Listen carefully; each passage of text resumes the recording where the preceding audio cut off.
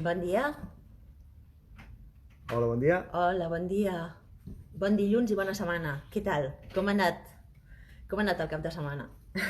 Bé, avui us recordem més el directe del joc de benestar digital, el KitKat Digital, i avui tenim un convidat, tal com us anunciàvem, que us el presento seguidament, que es diu David Mallorgas. Bon dia, David. Gràcies, bon dia, Núria. Gràcies a tu per venir. De res, un plaer. La veritat és tornar a estar aquí a les instal·lacions de Can Muntanyola i a poder nosaltres aportar el nostre granet de sorra al benestar. un plaer tenir-te aquí una altra vegada.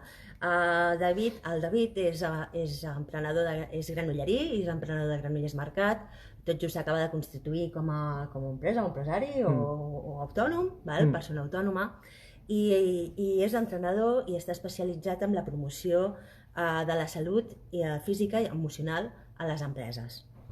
Avui ens explicarà la tasca que teníem pendent, que per cert ja he anat veient que anàveu responent l'enquesta. Si no l'heu respost, tenim fins a la tarda per respondre-la. I avui ens explicarà una mica el que és la pausa activa. Llavors, David, si vols, en què consisteix la pausa activa? Segurament, no sé si és una paraula nova per vosaltres, però com bé diu la paraula, és pausa i activa, no? És com anem a parar d'estar parats. Avui en dia la majoria de molts dels llocs de treball impliquen estar assegut moltes hores, no? Un mínim 7-8 hores i d'alguna manera ens desconnectem del cos. Si no crees uns hàbits saludables, et pots trobar que estàs 2, 3, 4 hores allò fixat davant d'una pantalla i sense fer un moviment nutritiu per les teves articulacions i pel teu cap.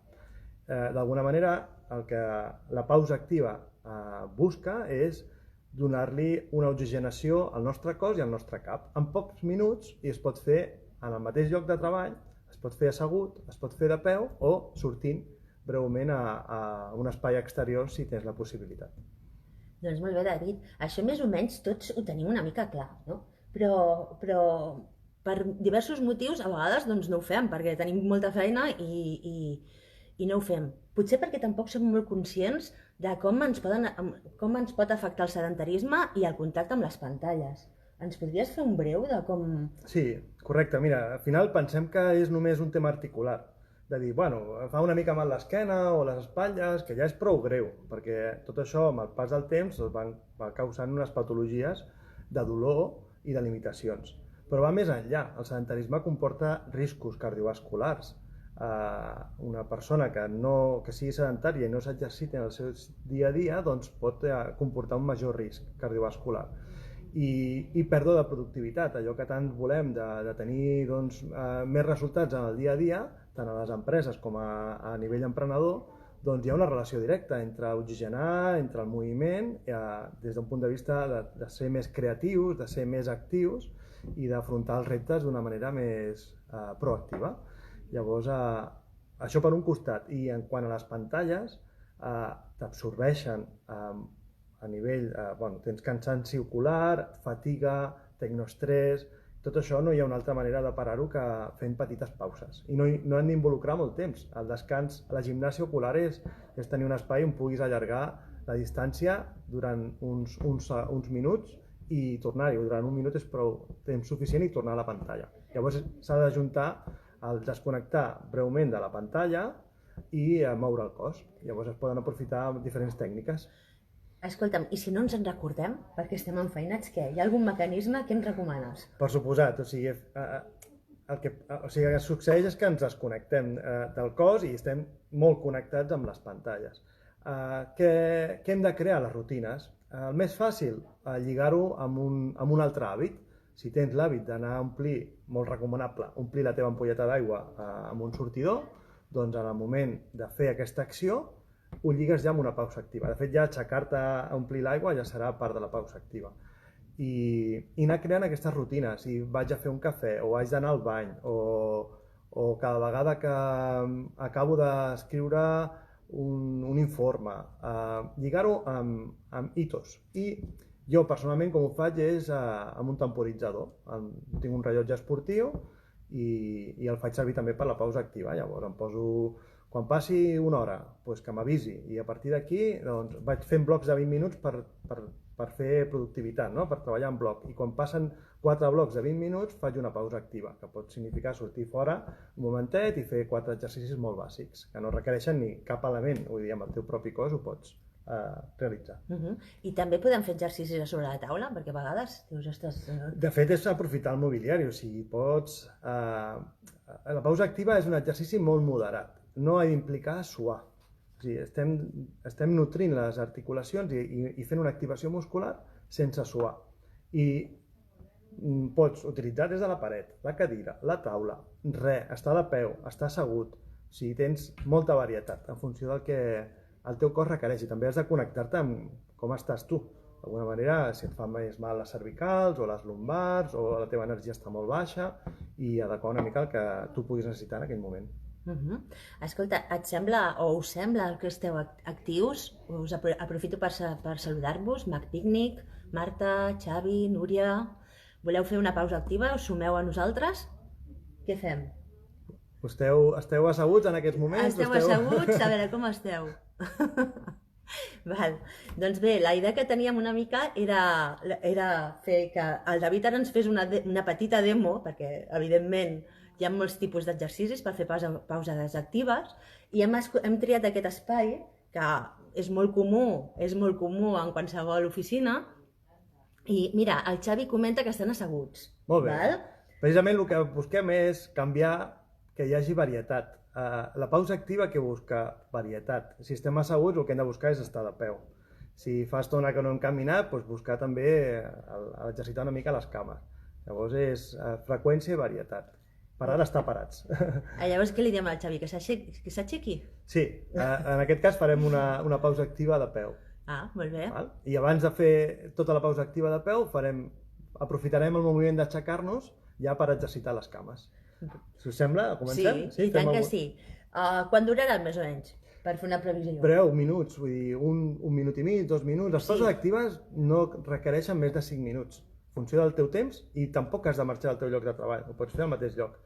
Si de cas li pots avisar als teus companys de feina o als teus col·laboradors que no tens cap toc, que no estàs fent res estrany, sinó que estàs activant el teu metabolisme. Això molt aviat s'incorporarà a la cultura empresarial, no? Perquè a partir d'una certa edat ja comencem tots a tenir una mica de... Ja és una realitat. Ja és una realitat, no? Les empreses més pioneres en benestar estan incorporant exercicis de pausa activa i la promoció, perquè tampoc és tant de tenir un gimnàs, sinó promocionar que siguem més actius d'una manera saludable. Llavors és present. Perfecte. Doncs si us sembla, què? Comencem? Doncs vinga. Vinga, va. Mira, per exemple... Ho farem en directe, Després ho gravarem perquè surti millor i puguem gravar-ho i ho pugueu fer pausadament, tranquil·lament, quan toqui, val? Però ara... Un hàbit que podeu agafar.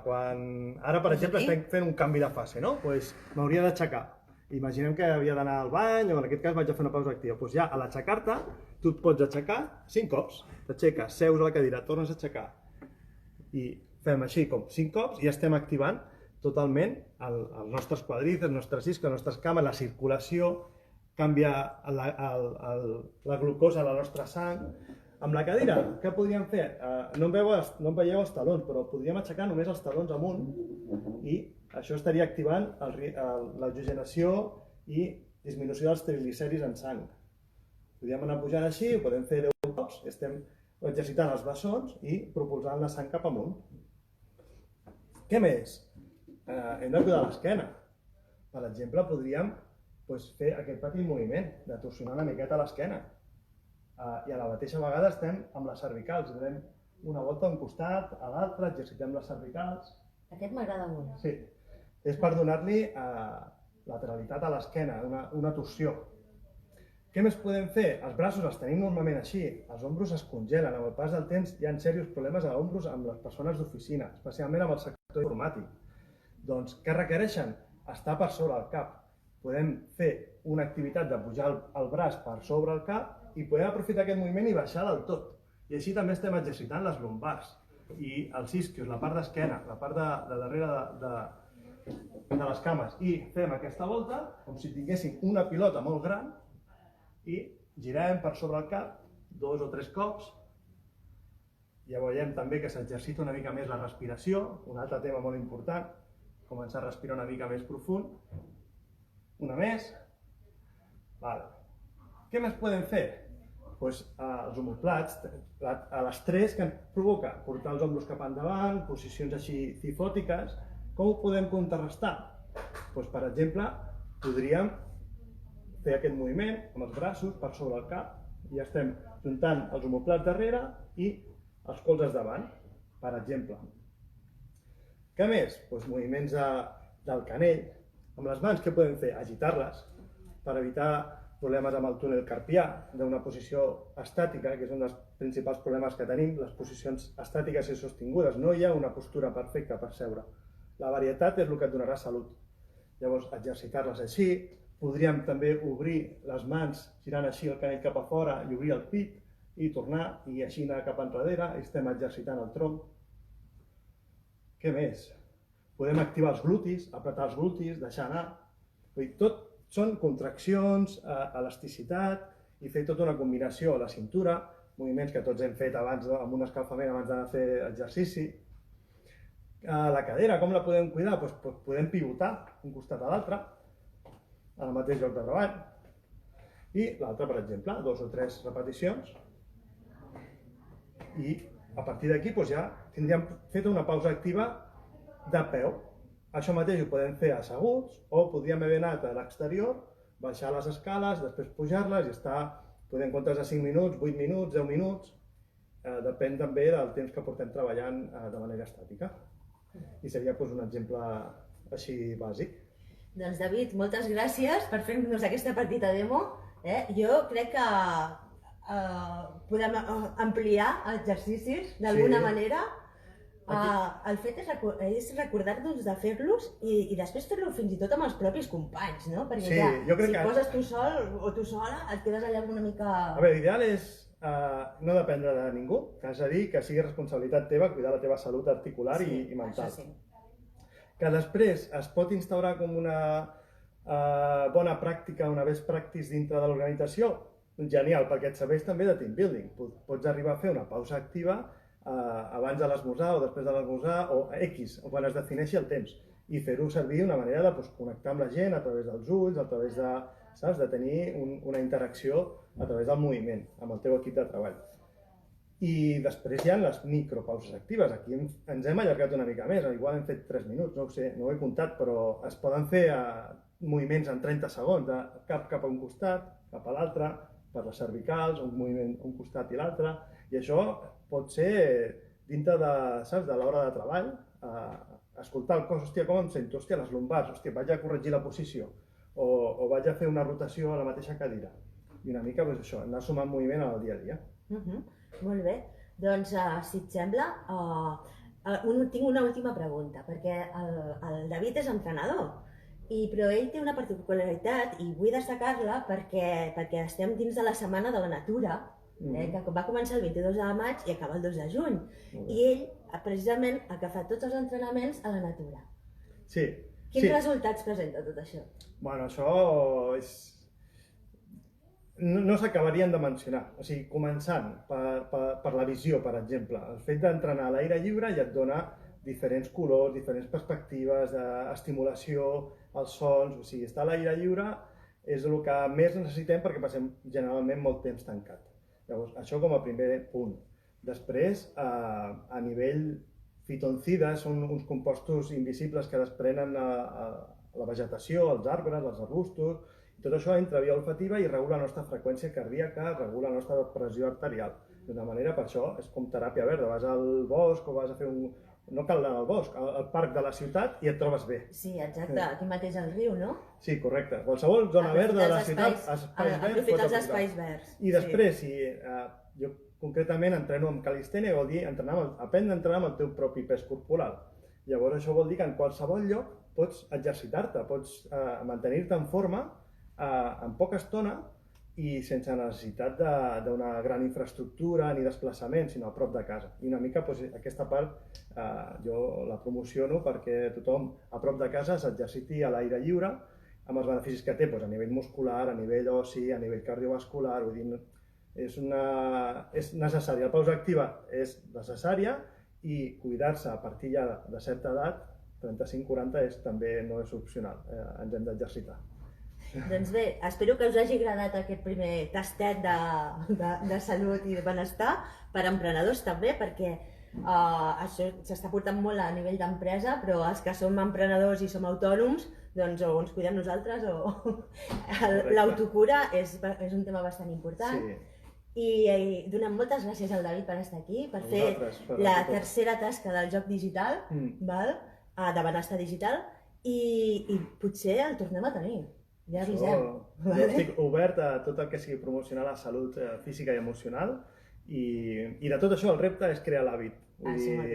Jo si us ensenyo un repte és proveu de fer-ho cada 2 hores, un cop al matí, comenceu per pocs minuts i aneu creant aquest hàbit a poc a poc. Una última cosa que ens havíem oblidat era el resultat de l'enquesta. Hi havia 4 opcions i la gran majoria ha agafat l'opció 1, que era que no feia cap pausa i que només feia una pausa cada hora, però potser per esmorzar o per fer alguna cosa més. Aquesta ha estat l'opció guanyadora. Tu, de les 4 opcions que hi havia a l'enquesta, quines recomanes, doncs? Doncs deixa'm repassar-les. Faig un descambro de 45 minuts aproximadament, m'aixeco cada 30 minuts aproximadament, m'aixeco cada 30 minuts i faig algun moviment. Jo recomano la 4. Aixecar-te, poder 30 és curt, que està bé, però es pot fer cada 45 minuts, cada hora, i fer varietat d'exercicis. Si has fet a la primera pausa unes sentadilles, doncs després fes uns moviments amb els braços, o pujar unes escales, o fes varietat, no sempre el mateix. Doncs bé, de moment comentar que ningú ha votat l'opció 4, però l'enquesta encara està operativa, o sigui que si voleu votar, però sigueu sincers, que hi havia algú que volia fer trampes. Doncs bé, moltes gràcies. Gràcies, David, una vegada més. I properament anunciarem la tasca per la setmana que ve. D'acord? Ho deixem així. Molt bé. Hi haurà novetats, Avisem. Moltes gràcies, David. Gràcies a vosaltres i molt èxit i que tingueu molta sort a les vostres tasques. I a cuidar-se. A cuidar-se perquè la productivitat i els negocis no ha d'estar renyit amb la salut i el benestar. Per tant, hem d'intentar que vagi tot de la mà i que sigui proactiu tot. Proactiu. Doncs moltes gràcies i fins la setmana que ve.